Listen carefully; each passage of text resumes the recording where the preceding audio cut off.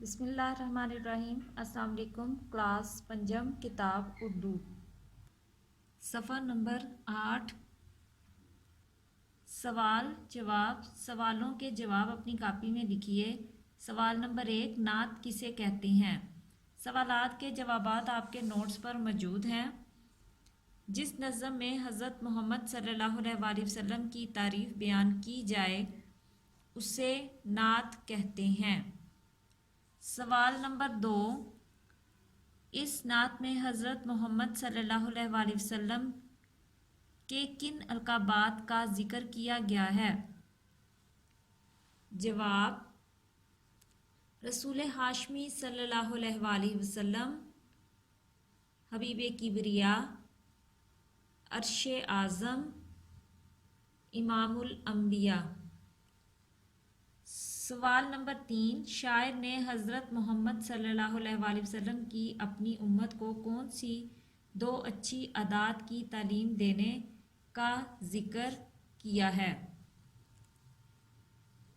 جواب: محبت اور صداقت کی تعلیم دی۔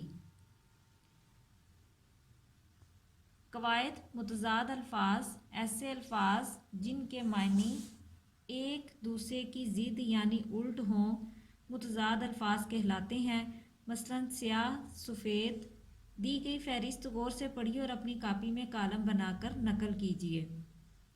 الفاظ: متضاد، الٹا، سیدھا، اصلی، نقلی، نرم، سخت، ناکامی، کامیابی، تازہ، باسی، توحید، شرک، دوست، دشمن، اونچا، نیچا، جنگ، امن، اقرار، انکار، آزاد، غلام، اندھیرا، اجالا۔